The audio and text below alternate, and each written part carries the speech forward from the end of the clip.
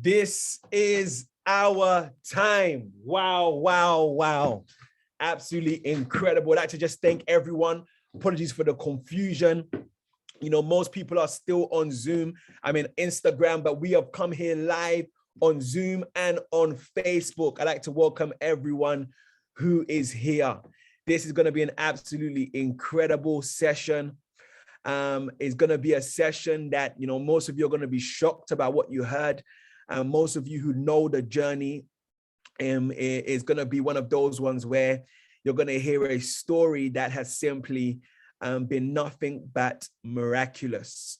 You know, so first of all, let's just thank you all for tuning in. Whether you are on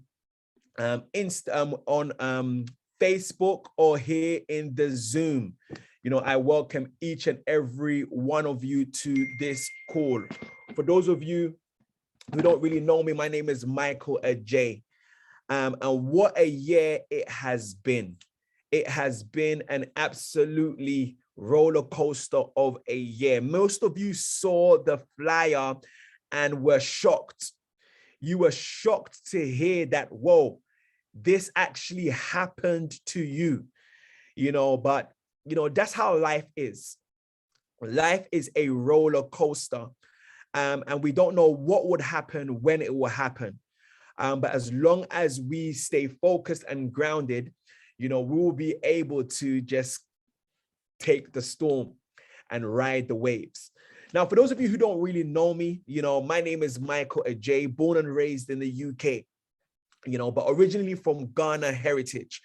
I was born as the oldest of my parents, Mr. and Mrs. Ajay, you know, oldest of 4 individuals, you know, Jason, Josephine, Abigail, and I've got 3 older siblings as well, Jemima, Mami Dufie, and Yawa J, but they were born in Ghana. Now, what I want to say is this. The journey for myself and life has been quite a roller coaster. Now, I always had a love for science. You know, I did biomedical science at university. My master's was in hematology, but I always had a desire that I wanted to be financially free. I always had a desire that I wanted to work for myself. I wasn't really good at keeping a job long term, because, you know, when your body is in one place, but your mind is elsewhere, that's exactly what it was for me. So I'll go into a job, not specifically in my field, but I will leave until one day I landed in a role in the pharmaceutical industry, first in sales, pharmaceutical sales, and then I went on into more research role, into medical liaison role. Now, I left my job in 2017. That's when I left my job. I decided that enough was enough, that I was no longer going to do this back and forth. You know, every job that I went to, I either left or got sacked. And that's because I wasn't really there mentally. And so I decided that I was going to leave. At that point in time, I was married for around, you know, 3 years. And I had 2 beautiful children at the time. And I decided that I was going to leave. Now, what I want to say to you all, some of you who are on this call right now, you may be in that dilemma, you know, that you want to live this life of financial freedom, but you're currently working a 9-to-5. What I will say to you is that, you know, even if you do want to transition, you want to plan your transition. You want to plan your transition in terms of finances, plan your transition mentally as well, because a 9-to-5 and entrepreneurship is 2 different things. You know, you can have a bad day in your 9-to-5 and still get paid at the end of the month. You have a bad day when you're an entrepreneur, and that will be the difference between eating or not eating. No, maybe not that drastic, but you know what I mean.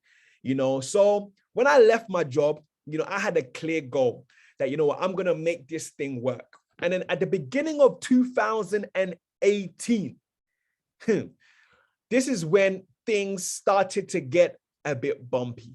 You know, right at the beginning of 2018, I decided to do my first big business venture. Yeah. I was doing business on the side, you know, in my network marketing business, but this was my first real entrepreneurial business in the entertainment industry. I decided to put on a very big concert, and, cut a long story short, I ended up getting stabbed in the back, where I ended up losing a lot of money. In fact, the little money that I have was lost, and I ended up being multiple six figures, in debt, multiple six figures in debt. And it was an absolute crazy time for my family. I had never been in that position before. Never, ever had I been in that position. In fact, I just saw black. My back was against the wall. And I decided that, I had a choice. I could either just simply kind of go back into the 9 to 5, or I can simply try and make it work. But, as much I was in financial debt, I had to make it work somehow. I had to keep on pushing. I had to keep on moving forward. I didn't know how. I didn't know what to do, because it seemed as if there was no hope. And many people who were around me didn't know how much of hot water I was in. Now, that was at the beginning of the year. What a way to start 2018. Because every time we go from a year to another year, we are gingered with so much excitement. But my back slammed against the wall. So I decided that I'm going to continue to keep on building, to keep on grinding. Somehow I'm going to make it. I'm going to push on forward. Now we come to the end of the year, the end of 2018. Now, majority of you know the story. I'm not going to go into the story too deep, because this call is a year after the storm. I'm just kind of bringing people up to speed for those who, are unaware of what happened. But if you are unaware, if you go onto my Instagram, there's an Instagram live that explains what happens in detail. I also have a video on YouTube that explains what happens in detail. But just for those who are unaware, the end of 2018, which already started out as one of the worst years of my life, I'm driving to a meeting in central London, and I was involved in an accident that involved a police officer. I ended up hitting a police officer. I didn't know it was a police officer at the time, and me thinking that, it was a complete accident. I wasn't on drugs, never taken drugs in my life. I wasn't on alcohol, never drank alcohol in my life. I wasn't speeding. I genuinely thought this was a complete accident. I don't have no record, no criminal record whatsoever. Even when I spoke to probation, who gives a pre-sentencing report to the judge, they said, Michael, this was a total accident. We can see your record, and we're going to recommend to the judge, a community service, at best. We'll see if we can get it let go as an accident. But worst comes to worst, we're going to give community service. So that happened at the end of 2018. Now, the jurisdiction, the judicial system know how to prolong lots of things. In fact, I didn't even get sentenced at the accident. 6 months later, and they say that if you're in an incident and after 6 months, if you don't hear anything from the police, is no further action. So right on the 6th month, I'm thinking, yep, they agreed that it was an accident, and I get charged with dangerous driving causing serious injury. What the dangerous driving was, I don't know. I wasn't speeding. I wasn't doing anything, but then I got charged. Now the court date was the 20th, I believe, of June, 2020. So it happened in 2018, and 2020, June was the court date. So I went into the court, and would you believe that the prosecution were pushing for 5 years in jail? Like, I couldn't believe it, but I thought, no way, this would never happen. And I got 13 months custodial sentence. You know, when the judge said 13 months immediate custodial sentence, I didn't even hear anything after that. I didn't hear anything, no words after that. I got banned. I don't even know how long I got banned for, because I didn't hear anything. I told the police officer who was in the booth, I asked him a question. And I said to him, what did the judge say? And he said, ask him. He was even shocked. And I asked the judge, well, what did you say? And he said, 13 months, immediate custodial sentence. And then they took me down. I described all this in my previous slide, took me down to the cell, and I just broke down. Tears was just rolling down my face, because all I could think of was my children and my wife. In fact, when I was leaving the house, we all held hands and we offered a prayer, you know, with my kids. And as I was leaving, you know, I had to even rush out the house because, you know, the kids were crying, Daddy, where are you going? And tears were even boiling in my eyes from there. So I had to rush out the house. So when the judge said 13 months immediate custodial sentence, I could only just weep, you know. I'm thinking, Michael, this is like a nightmare. Like nobody would ever have thought that Michael Adjei would end up in prison. You know, I grew up in South London, you know, South London, you know, among, you know, you can just imagine the things I grew up around, especially at university, but I never got involved in anything that was illegal, you know, but to end up in jail, I had to question God. And I questioned God, and, you know, I ended up in, you know, I went to a jail. And in fact, I've got some special guests who are going to be online today, who are going to also share their part in this story. But it was heartbreaking, absolutely heartbreaking. You know, when I went inside, you know, I couldn't really, I couldn't understand what was happening to this time, you know.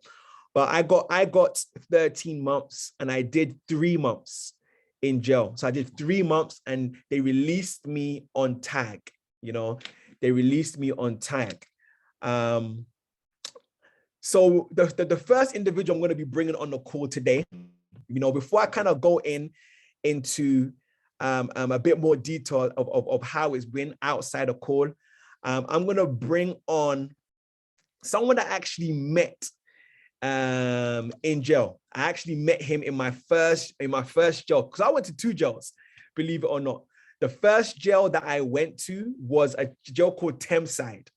Now, Thameside was there, you know, when I was going there, the ladies who were at the court said, you know, be happy you're going to Thameside because it's one of the newer jails, you know. And I'm like, brother, you're telling me be happy I'm going to Thameside as if it's like a 5-star resort. You know what I'm saying? Like, I'm thinking jail is jail, isn't it? You know, but I got to meet some individuals. Now, I'm going to bring on, you know, one of the individuals that I met in jail. You know, we're both there. I got to connect with him. You know, he was the I call him the prison PT. You know, he was our PT. You know, but I want to bring him on. You know, just to kind of, you know, we're gonna just dialogue for a little bit, just for you to kind of get an idea of what it was like inside. So without further ado, I'm gonna bring on my brother Devante, aka Pinky, who I met in my first jail. Devante, how you doing, bro? I'm well, bro, and yourself? I'm doing good. It's funny that I ain't spoken to you like live like this in a while. It's been a while from us speaking every day when I came out. But how's family? Oh, well, man. And yourself? How yours? Yeah, we're doing very, very good, bro. Can't complain at all. So, bro, we're gonna jump straight into it. You know, I met you at Thameside. Now, when we first connected, you know, and you heard the story, like what was kind of going through your mind, bro? Because I already kind of understood the system at that point. I already knew that it was kind of unfair the way that he had been treated. But again, at that point, it's just kind of like it's life. You have to deal with it now.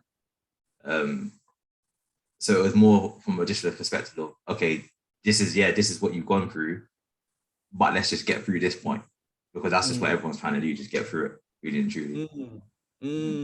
No, exactly, because obviously being where we're from, and what we've seen, we know that though sometimes we can make certain mistakes, even the slightest of mistakes go against us because of who we are. You know what I'm saying? And we're not surprised sometimes of things or outcomes that happen to us, especially because we truly understand. Now for you, bro, what would you say this experience for you being inside, what did the experience teach you? And when you came out, did you decide to do anything differently? The experience taught me that I don't think for myself quite as much as I thought I did. What do I mean by that? So basically, I'm not conscious all the time. So there's something else that's running the show, which is obviously your subconscious mind. So I became more aware of that through the process, and also to not rush. I mean, as negative as the experience was, there are some positives from it, and like yourself, I imagine that's why you talk about it, because it did actually allow for such growth. So it just allowed me to kind of take the time and actually think about stuff and actually start planning my life and actually being in control of it.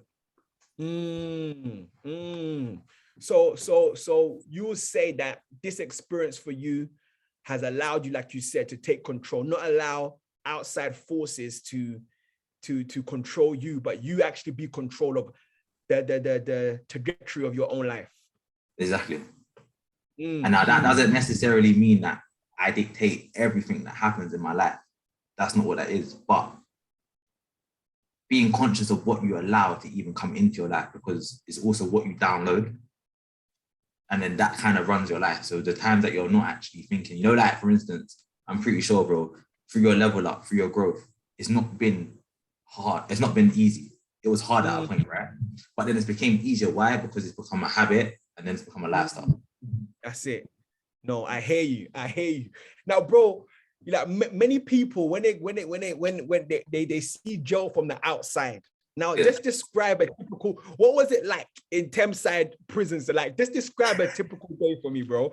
Like, what was it like? Do you know who I saw yesterday? Who? Newman. Who? Newman. Newman, the black guy, man. Oh, is it? I saw him yesterday. Yeah.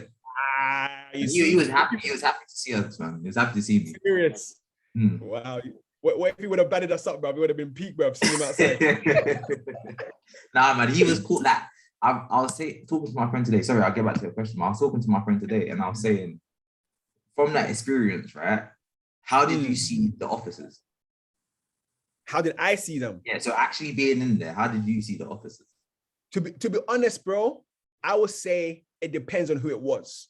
Yeah. There were some individuals who really kind of understood, and though it was a bit challenging for them because obviously they got so much things to deal with, they were really cool people and understood the circumstances that we're in. But we had certain other people who will look down on us as if we were nothing. So for example, had individuals, officers, young female officers who didn't really understand why I was there, but treat us as if, you're here, so this must be your story. Yeah. You know what I'm saying? Like, I remember one time there was an uncle, when I was in the A wing. So the A wing is when you first go into jail, you go into an A wing for 2 weeks.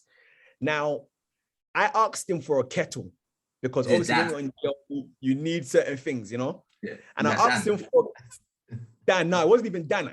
The thing is, I think this one was even in Pentonville. I asked him for a kettle, and he goes, and I said, "Oh, uncle, you're gonna have to look after me, And he goes, "Why should I look after a criminal?" I said, "Uncle," "do you even know why I'm here?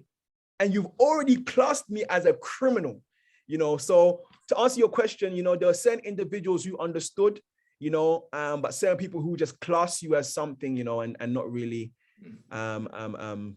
treat you as much.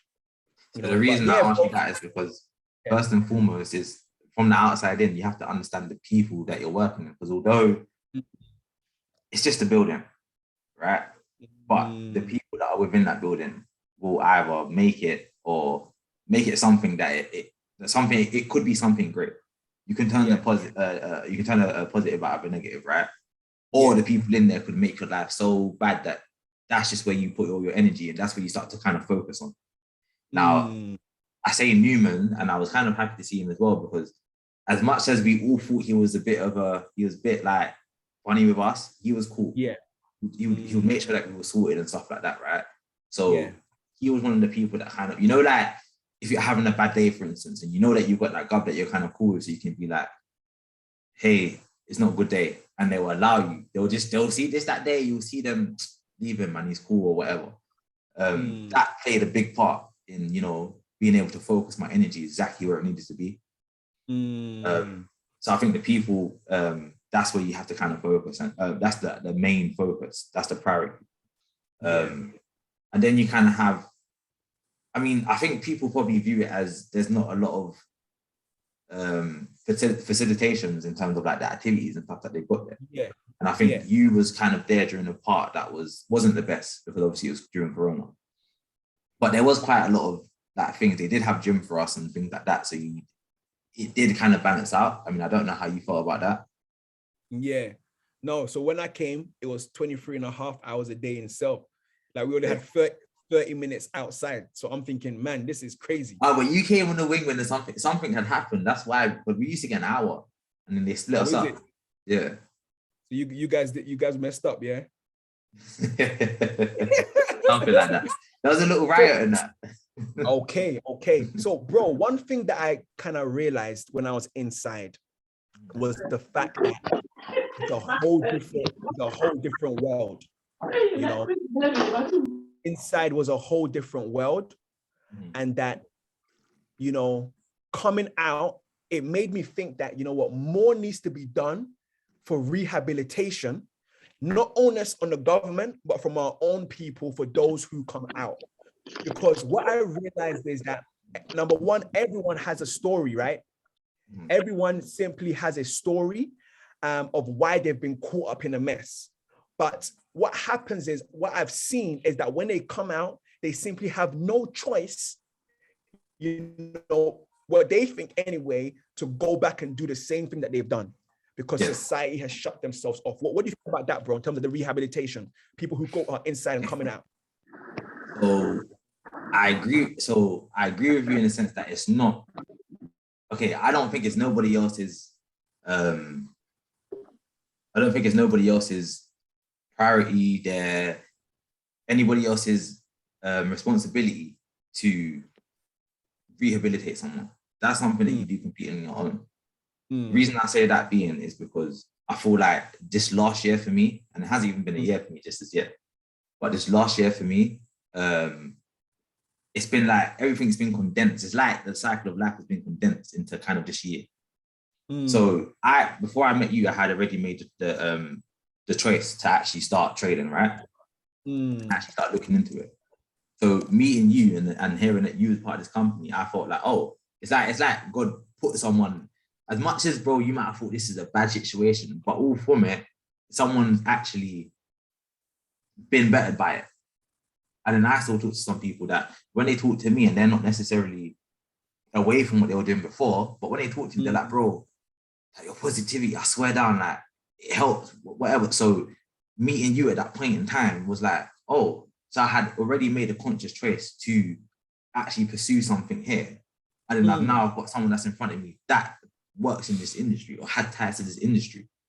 And so that choice to actually rehabilitate myself and actually start looking at myself and be like, I don't like this about myself, or I don't like that. I think that lies solely with me. So I don't think it's more whether you want to actually do it or not. You have to make that choice. If you don't make that choice, nothing's going to change. You could have 101 programs all saying, yeah, I want to help you. But until you actually say, I want to help myself now, their help's going to fall on deaf ears. But you know what? I agree with you, but I definitely think there's a step before that. because you have to have some people, they don't know what they don't know, right? They don't know that the power lies within themselves. And sometimes they have to be shown the way, but then they have to make the conscious choice to go. So for you, you had that consciousness that I want to be able to learn this skill set to be able to achieve something for myself. Then when I connected with you and said that, so that kind of law of attraction pointed you in this direction, was that, all right, bro, this is what you want to do. And I drew to you your story, like we was catching up about personal stuff inside. I'm like, you know what? I want to keep you around my energy, because I know that from when you come out, when you're around the right energy, that's going to help you facilitate that choice. Do you see what I'm trying to say to you? So though you're right in terms of the decision has to lie within the individual, I definitely believe they must be more role models or a system designed to get people to be able to see that the choice that they can make is actually theirs. 100%. And that being around you, being around that energy of, you know, okay, this is something different, but it's not a thing of, bro, I started picking up my book when I was in jail. I had no idea I'd be in the situation that I'm in today. I had no idea I'd meet the people I've met. I've had no idea I'd do the things that I've done today till this date, right? But the first choice was, I'm not happy with what I'm going through right now, so I'm going to try and do something about it. Other things, yes, came later on, but that was the initial, I need to not do, I don't want to do this anymore. And that's the most important thing.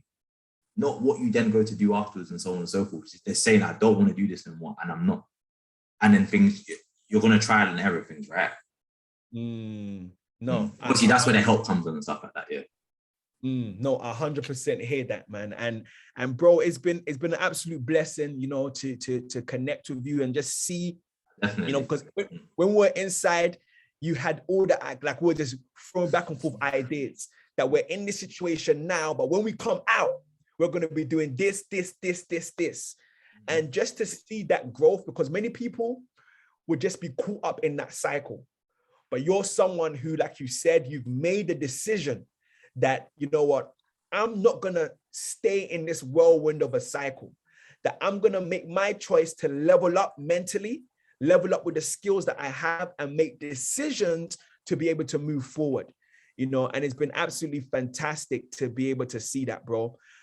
So for you, bro, if you were to speak directly to someone right now who may be caught up in a situation that they don't like, not necessarily in jail, but they're imprisoned with their finances, imprisoned in their relationships, you know, what advice would you give them based on the journey that you're on right now? What would you say to them right now? It's all within you, look within, but that doesn't mean to internalize everything. Because we tend to do that a lot as people. There are people, bro, such as yourself, that, I mean, my journey might have not been here without meeting you. I'll say that I wouldn't be here without meeting you, because through meeting you, I've met certain people and done certain things. So don't internalize it, but you do have the answers within. Stop externalizing that search and look within, but then obviously get help from family and friends and stuff like that. I think that's been very important for me. No, bro, I appreciate that, man. I appreciate you coming on. I appreciate you sharing those wise words, man. But you know, it was a serious journey, you know. Thames side. I did for months. You know, what was crazy is that I was there for like a month, and then I got moved. You know, you know, by accident. So for those of you who don't know, I woke up, like I got a knock on my door at 5 a.m. Michael J, pack your stuff. You're going to, you know, Highbury. I'm like, wait, Highbury for what? He said, you got caught. I'm like, I've already been sentenced. I thought it was a dream. You know, long story short, they took me downstairs. They took my picture, goes, yeah, it's definitely you. You've been summoned by the court. And I get to the court, and the person who was actually meant to go court was Richard Ajay. So I'm like, wait, you guys have taken me from South London all the way to North London for mistaken identity. All right, cool, guys, send me back to my cell. Oh, sorry, the nearest catchment here is Pentonville Prison. Pentonville. I'm like, wait, what? I'm not going Pentonville. I'm not going. Guys, Pentonville is like one of the oldest prisons in London that should have been shut down years ago. So I didn't get moved and from Thameside to Pentonville. Now I'm moved, I'm just lost in the system. No one knows from Thameside where I am, what's happening, So it was great that when we all came out to connect with you again and to see what it is that you're doing. So bro, once again, appreciate you coming on. And we're definitely going to catch up soon. Yeah, definitely, bro. Blessings, man. All right, then. You take care. All right. You too. So, ladies and gentlemen, that was Devontae, absolutely incredible individual who I met at Thameside Prison. What was beautiful about that story is that I connected with him in Thameside, and we went to go and do business together outside. What was important for me was that anyone that I connected with, I knew that I was in jail for a reason. Like, it didn't make sense. Like, it was never part of the story. So I had to make a decision early on that I'm going to either react or respond to this situation, and I decided that I was going to respond. It took a while. It wasn't straight away. Like, the first couple of weeks, I had so much questions for God. I was like, God, how did this happen? How was I able to be in this situation? But I decided to use the time, the 23 and a half hours a day in my room, to be able to improve myself. So I read so many books, read so many books. Now, moving on now into a year after. So now I've been in jail for 3 months now. Been in jail for 3 months, and my date where I can be released on tag is now the 6th of November. 6th of November. Yeah. But one thing that I had to really get my head around is that, anything can happen. And what was crazy about me getting moved is, though at the time, me being moved to Pentonville seemed like the worst thing ever, it actually worked out in my favor. And this is how it worked out in my favor. Because at Thameside, you wasn't allowed to bring anything in because of COVID. So I couldn't order no books, no clothes. I could order books, but you had to order it through a service, which was taking forever to come. But when I moved to Pentonville now, though it seemed it was a worse jail in terms of quality, I was in my room. There was 2 days where I was in my room 24 hours a day. I could now bring in clothes and bring in books. That's when Melissa brought me lots of things, books, where I really started to work on myself and use this time to really grow myself. So when November the 6th came, I was now eligible for on tag. My tag got accepted, and I came out. Now, when I came out, one thing that Melissa feared was that the person who went in wasn't going to be the person that came out. And by all means, I would have changed. But what she thought was that I was going to change for the worse. This would have had such a knockback on my confidence, my self-esteem, who I was, and my drive for this goal. So when I came out, a lot of people advised me to do therapy. A lot of people were like, Michael, do therapy. Michael, do therapy. But I refused. I'm like, therapy? Like, what am I doing therapy for? Like, therapy is for people. It's for this type of people. It's not for me. Like, I'm the one who speaks to people. People come to me about their problems. Why am I going to open up to anybody? And I had such a negative view about therapy, being a Black man, but more and more people were speaking to me about it. And when I came out, it was if there was a huge weight on my head.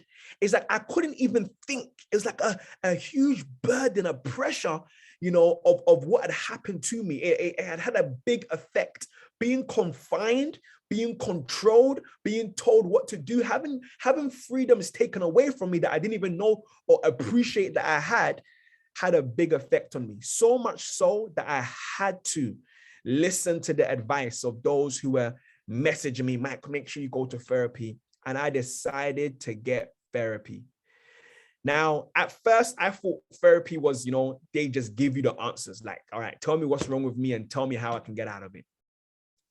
And I wasn't really opening up. I didn't really understand what therapy was about until I decided to start opening up more. And then I realized that this was actually allowing me to speak about things that was deeply planted in my mind. Up until this point, I had taken on so many other people's problems, and I had nobody to speak to about my own. Even when it comes to my family, or even my wife, I always want to appear to be the strong husband. Like, wifey, don't worry, everything is going to be under control. And in my mind, if I showed any fear or any worry, that would just cause my wife to panic. So even when a situation was shaky, I would always show this is going to be okay. And that build up of that keeping things in, even Devontae spoke about internalizing things, was unhealthy, was absolutely unhealthy. So as I was speaking to my therapist, I started to, at first it was just about the prison experience. So when we had finished speaking about prison experience, I'm like, you know what, therapy is done. But I had another session. So I'm like, what am I going to speak about now? We've spoken about the prison experience. I'm kind of okay about it. And I said, you know what? I just had something happen to me today. Let me speak to my therapist about it. And it felt absolutely amazing. I'm like, hold on. This is what therapy is actually about. And a safe place where I can open up about some of my internal thoughts without being judged, without being seen as being weak. Because in my mind, sharing my problems with someone meant that I was weak. But I had the opportunity to be able to do that. So, a year after, is something that I highly advise and recommend, that you don't even have to have gone through a traumatic experience to see a therapist. I heard that even some of the biggest CEOs have scheduled therapy sessions. Will Smith even spoke about having therapy, and something that I highly do recommend. Now, this incident didn't only affect me as an individual, but it also affected my family. Though I was the one in prison, my family were also impacted. Now I'm going to bring up another individual, a very dynamic individual, seen on social media, very powerful preacher of the word. He's my first cousin. I've known him since he was born, and I want to just bring him up, just to get insight from him, just regarding, what his take on looking from his point. So I'm going to bring up my little brother, Samuel Titi Latte. Samuel. Michael, can you hear me? Yeah. I can hear you. I can hear you. How's it going, bro? Bro, I'm blessed, bro. You know how it goes. How you feeling today? Bro, I'm feeling like it's one of those reflecting days, A year since it's happened. The year's gone fast. Gone by fast. It's gone fast. So I thought, you know what, I'm gonna do this call just to share some of my thoughts, bro. But yeah, bro, where were you when you heard, and what was going through your mind when you heard what happened? So I'm gonna be real. I come home sometime, and my mom said, Esther's here, like everyone just like, I knew something was up because I was unaware of your whole situation. Like, I knew you were in the situation, but I didn't think it could result in you going into prison, right? So I didn't even take it too serious, like my mom was like saying like, oh, like let's pray for Michael, let's pray for the situation. And I just thought it was like something minor. So I remember this day, I was just in my room, and then my mom was like, Michael's being sentenced to jail. right? And I kid you not, everyone in the family had their own like response to it. Like somewhere sad, some upset because like this is Michael. Like if anyone like Michael is known as the example, right? Even in our family, like Michael is that. If you're gonna pinpoint who you should be like when you grow up, it's Michael. You know what I'm saying? So it's like Michael and Joe don't go hand in hand. You know what I'm saying? So I was there thinking, Michael's in jail. The sentence didn't even sound right, like coming out of my mouth. Michael's in jail. Michael's in jail.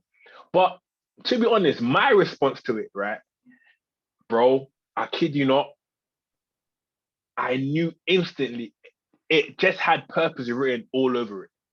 In my eyes. And this is me speaking as a man of faith, and I'm knowing that you are a man of faith yourself. I just knew that this has to.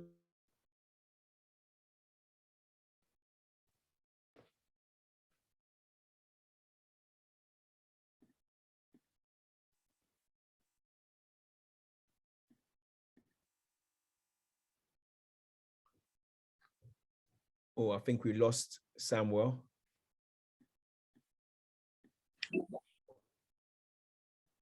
One second.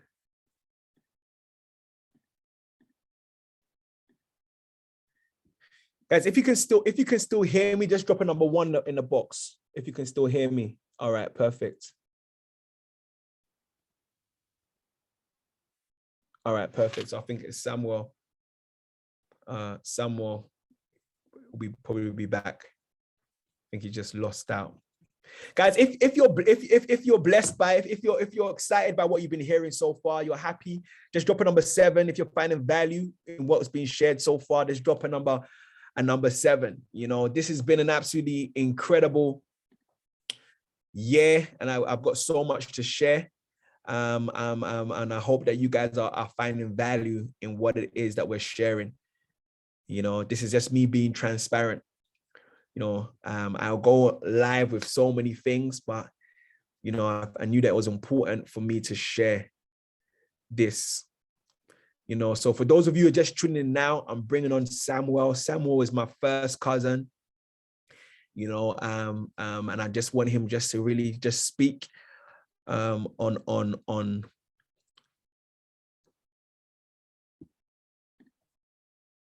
and as a family member, how he, you know, heard and responded to what is that was happening, you know. So yeah, before he comes back on, I think he's having, I don't know if he's back yet. Let me see. Yeah, no, he's not back yet. Before he does come back. So, you know, I came out and like I said, doing therapy was absolutely incredible. You know, was actually crazy that when I was on tag, you know, I heard rumors that, you know, you can get called back into jail by just doing things. You're late to any probation meeting or anything like that, you go in. And you know what was crazy? That when I was on tag, will you believe that my tag came off? Like it actually came off. I didn't even leave my house to even miss my curfew. And when my tag came off, they actually gave me a warning that, you know, I actually fiddled with the tag. And that if it happens again, I would have breached my tag. I'm like, Jesus. I'm like, you know, when you're... Anyway, Samuel's here. Samuel. Yeah, you Hello? back? Yeah, I'm back. I don't know what happened. It just you just froze. So I just thought like there was something wrong with the connection or something. Yeah, I think your connection was a bit bad. Are you in Ghana? Are you in Ghana or UK? The Wi-Fi just moving a bit shangala hangala about. Are you in Ghana or UK? Which one? I mean, I'm in London. So yeah, so cool. So like, I don't know where I was, but I was just saying like, for me, it just had purpose written all over it. So my first response was to actually pray for you, right? And it was my simple prayer that your faith would not fail, you know, because you being a preacher I know there's times when you've encouraged people in their situations and like, yo, like there's light at the end of the tunnel. But it's one thing to preach it, yeah. But when you have to go through it yourself, it can be a whole nother story, you know. So it was just my prayer that your faith won't fail, and that even in you going into prison, that you would see the Lord at work through the situation. You know what I'm saying? Because there's a verse that I hold on dearly, and it says that all things work together for the good of those that love the Lord. So that means that every situation that you find yourself in, right, the outcome of that will be good. But another translation of the same verse says that, and in all things, God works together for the good of those who love him. So one is speaking about outcome, and the other is speaking about even in the process, God is still at work, you know. So it was just my prayer for you that this season that you're going into, even though it may be one of the hardest seasons of your life, that your faith will not fail, and that you're able to the reason why you went there would be fulfilled. So it's like, even when like I heard that you had been moved to a whole another place because of mistaken identity and stuff, I told your wife Melissa that this seems like too much of a mistake for it to be a mistake. You know what I'm saying? I was like, this seems like too much of a mistake for it to be mistake. It's almost as if it was designed, because there's no way that this should be happening. So I can't lie to you. My perspective of it was, I knew it had purpose all over it, but I just pray that your faith will not fail, and that the season that you were, the reason why you were in there for, that you would see it and you would embrace it, man. So that was my perspective. But it was a tough time for like the family as a whole, like just knowing who you are to us, knowing what you represent and what you stand for. It was like, damn, Michael, you know what I'm saying? But so it brought us together as a family, as a unit. So yeah, man, and here you are a year after it, not even looking like what you went through. You know what I'm saying? So it's just a testament to like to it, man. So yeah, man, that's just my perspective on how I received and how I responded to it, knowing that you're going in. You know what I'm saying? No, that's powerful, bro. You know, powerful. Like you said, you could identify straight away that it had purpose all over it. You know, at the beginning, I couldn't even see that. I couldn't even understand it. You know, I think my brain couldn't even understand that it could even be God's plan for it, you know. But I think later on, as time was going, you know, it was starting to make sense. But I think now it makes even more sense, because what has happened since then in my life has been absolutely crazy, you know, in terms of ministry, in terms of finances, in terms of business. Because before then, bro, like Jam had been running, you know, for like 11 years prior. But because of everything that went on, what happened in 2018 with me losing so much money, kind of, I was just on this pursuit of, you know, I'm going to have to get my family out of the mud. You know what I'm saying? So much so that, you know, Jam, the focus of Jam, you know, kind of shifted, and the ministry kind of took an extended break. But it was when I was in jail that God laid it on my heart heavy that I have a purpose for this ministry. You know, that I want you to facilitate this ministry coming back. You know, and for those of you who don't know what Jam is, someone is putting Jam. Jam is a youth-led Bible study. It stands for Jesus and Ministries. You know, it's a Bible study that started in 2008. You know, that has been, has brought so many people to Christ. But for the last 3 years, you know, it wasn't really functioning as well. But since coming out, you know, Jam is back up and running. And some people have been blessed by it. You know, those of you who are on here and have attended Jam and been blessed, just drop a number 5 in the chat box. For those of you who have attended Jam, you know, since it's been an absolute blessing to so many individuals, and it's growing. And that's one thing, you know, that was purpose for it.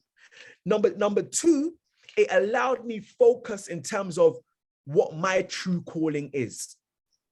My calling as an individual. That, Michael, there's so many things that you're good at, but not so many things that you're meant to be doing. And it gave me focus and direction. So as you're speaking about purpose, you know, I can see that God shifted so many things, built up so many things, you know, and like we speak when we talk about the gold analogy, when you're being refined, it may not be a nice process, but you always come out purified. You know, you always come out shining like gold. You know, so I know that it was a big blow for the family. You know, for myself, like I said, I wasn't the only one that was impacted. You know, the family was as well. But I'm thankful for the praise of the family. Now, you know, bro, this year has been a crazy year, not just for me, but for so many individuals.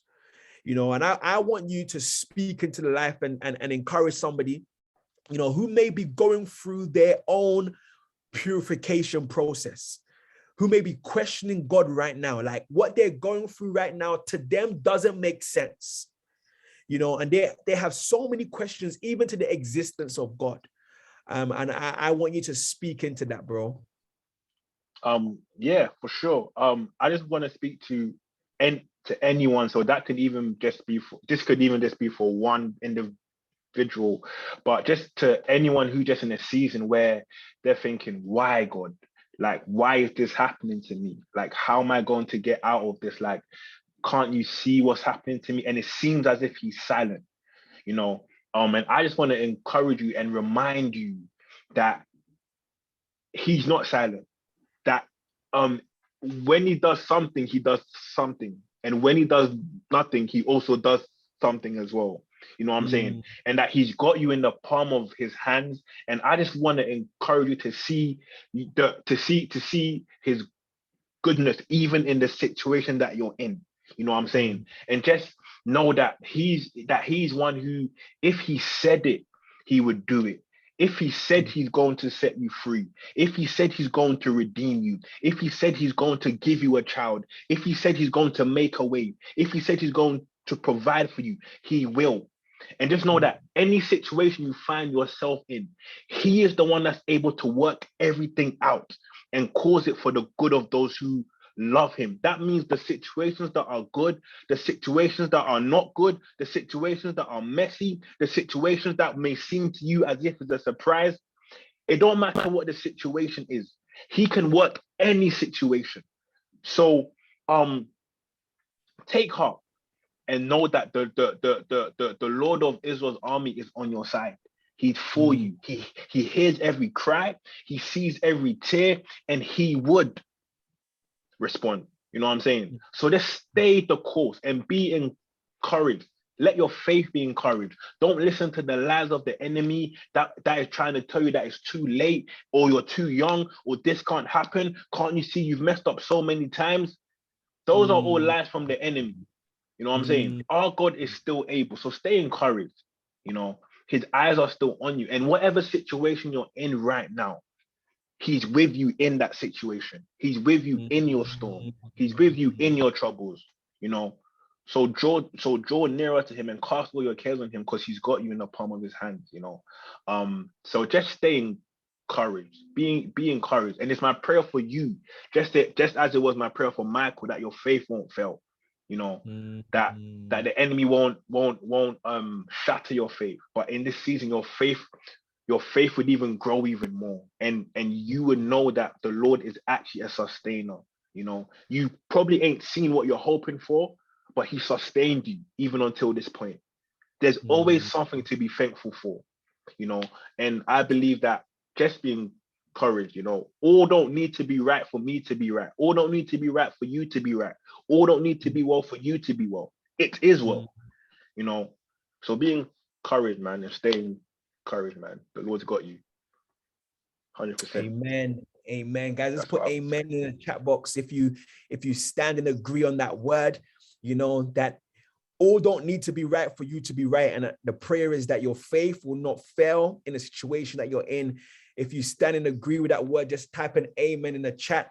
You know, Samuel, God bless you. You know, God bless you for everything that you're doing.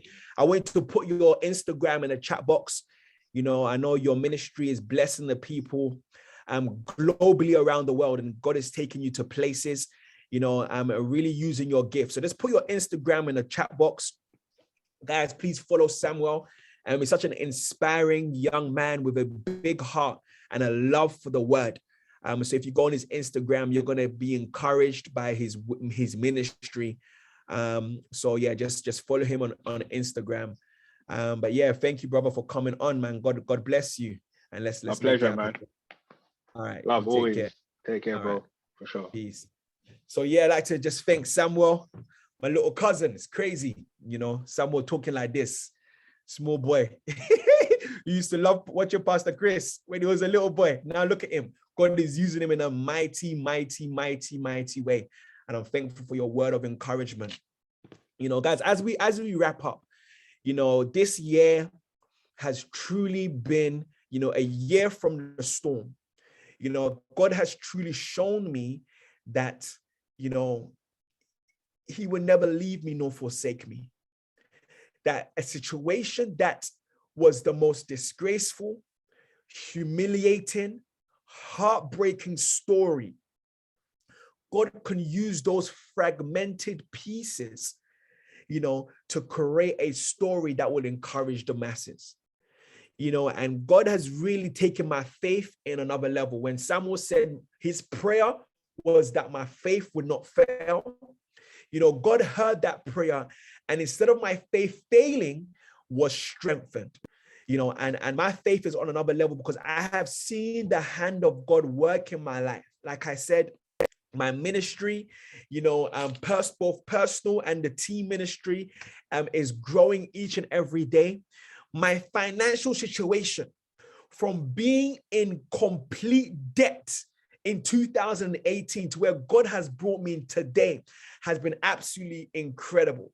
You know, I was incarcerated, you know, couldn't leave my room 23 and a half hours a day, to me doing this live just a year down the line in Dubai. You know, I can only give God the praise.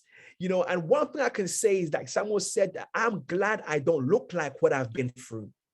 In fact, when I came out, I decided to work on my personal development, so much so that I had one of the most craziest transformations body-wise, you know, that people would have seen. People ask me, Michael, how is it that you were able to lose weight? What is your how-tos? But it had nothing to do with my how-tos, but everything to do with my self-image, how I saw myself. Was I going to see myself as somebody who was a prisoner, somebody who had let my family down, somebody who was at the bottom of the pit? Or was I going to see myself as somebody who God has called and ordained to be? And when I decided to do that, everything started to change in my life. I started to use the principles of success to apply in each area of my life, and I have seen growth. And that's why I decided to launch my company, Inside Job Academy.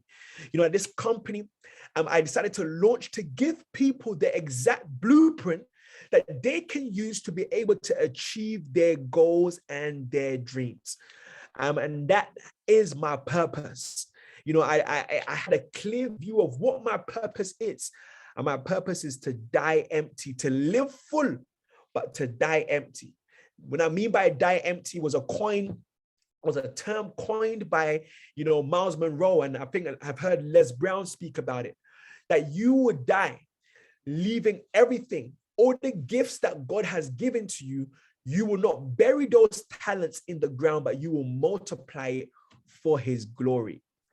So a year down the line, you know, looking back, like I said, I've come to the serious conclusion that when Jesus is in the vessel, I can truly smile at the storm. And even the storms that have come, many people thought that it came to destroy. God can use those same storms to clear my path and to really define my vision and my purpose to what God wants me to be. So I encourage every single one of you, that regardless of what is happening around you, God has given you everything you need to be able to achieve your goals and your dreams. That don't look at your results as an indication of where it is that you're going, but look at it as a marker of where you are now. But then you have the choice to make a decision to change everything. So I'm thankful for all those who prayed for me, all those who encouraged me, even all those who looked down upon me, because you are all part of the story, and these chapters are still being written.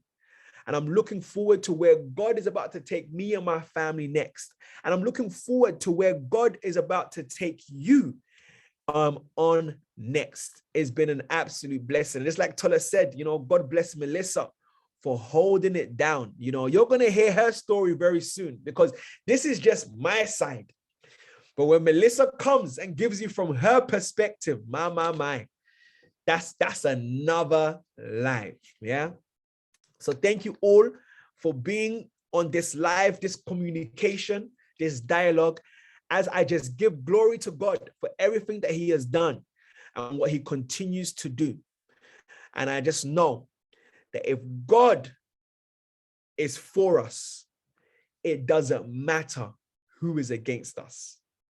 It's not who can be against us. It doesn't matter who is against us when Jesus is for us. One thing I love about the story of the 3 Hebrew boys is that they said that even if my God don't save me, I will never bow down. That is an even if faith. That is faith 2.0.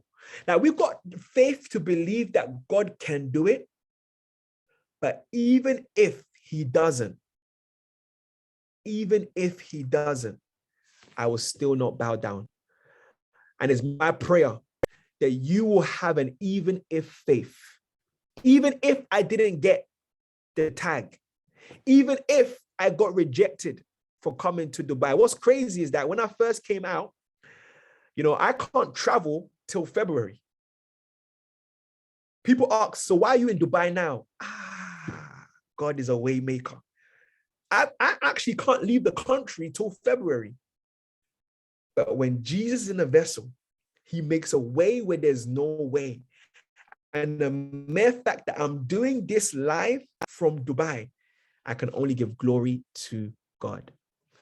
That being said, thank you all for being on this live. Let's continue to push. 2021 is not over yet. Many people are waiting for 2022 for you to make a U-turn in your life. But all it takes is a decision today. All it takes is a decision today, and everything will change.